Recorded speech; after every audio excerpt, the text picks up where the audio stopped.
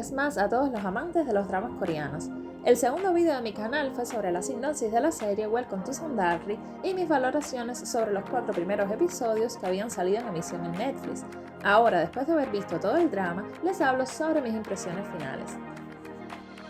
Empiezo diciendo que he leído algunos comentarios con críticas negativas sobre esta serie, donde se argumenta que es lenta, aburrida, incluso a algunos no les gusta el personaje de Sandal porque refieren que exagere sus expresiones o porque es muy malcriado, lo cual no me sorprende. Les doy la razón en que los primeros capítulos, exceptuando el primero, sí son lentos, al punto de que no podía verlos de manera continuada, y esto se debe principalmente a los flashbacks, que son continuos e innecesarios. Pero les recomiendo que se animen a continuarla, porque a medida que avanza los guionistas finalmente dejan de recurrir a este recurso, o al menos cuando lo utilizan tiene más sentido. A medida que se desarrollan los episodios, se hacen más atractivos, simpáticos y se le va dando explicación a cada una de las tramas. Me encantó el capítulo final y hay varias razones para ver de vuelta en Sondarri. La primera es la pareja protagónica y su bella historia. Se nota que son actores con experiencia en dramas románticos, saben lo que el público quiere ver y no nos defraudaron en emociones, romanticismo y en comedia. Cumplieron con las expectativas.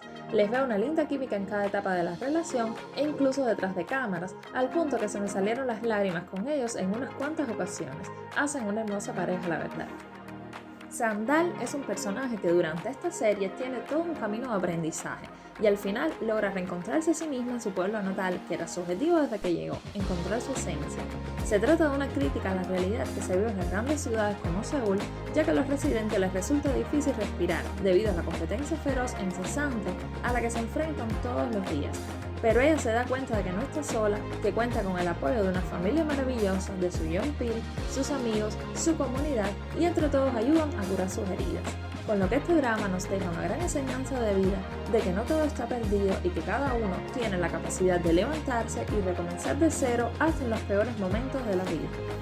Vemos que la ex asistente Bang Eun-ju se quedó sin proyectos debido a su mediocridad como fotógrafa y fue expuesta por los medios por lucrar promocionando productos sin relación con la revista mientras trabajaba en el estudio de Sandal.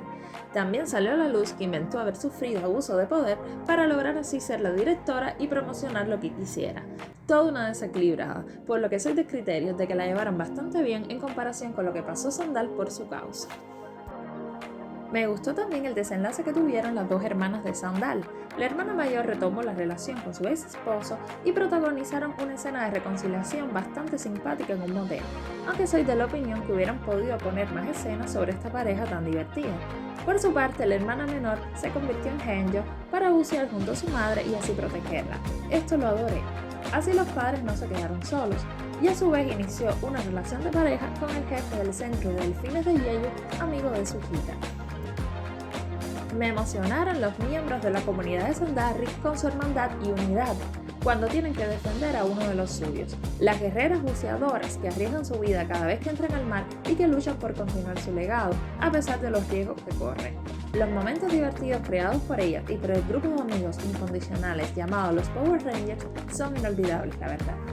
También quedé sorprendida al ver que el árabe Mansu, que trabajaba como empleado en el bar local, en realidad era un multimillonario que vivió una experiencia enriquecedora entre los locales y como agradecimiento antes de irse, donó 1.000 millones para el pueblo de Sandal. Adentrándonos ya en Sandal y Yeonpil, no se trata de las típicas relaciones tóxicas o de amores de diferentes clases sociales, sino de un amor sólido que perduró en el tiempo a pesar de estar distanciados durante 8 años.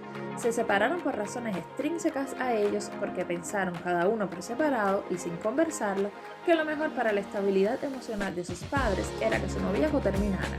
Se esclarece en los últimos capítulos que la razón de la ruptura fue debido a que el padre de Yeonpil culpó por la muerte de su esposa a la madre de Sandal y desarrolló hacia su familia mucho rencor, por lo que no aprobó esta relación y utilizó el sentimiento de culpa para convencerla de que dejara a su hijo y se alejara de Sandal. Por su parte, Yeonpil postergó su superación profesional para quedarse en Sondarri, cuidando de su padre y de la señora Ko Mi-young, quien enfermó del corazón por la culpa tan grande que sentía.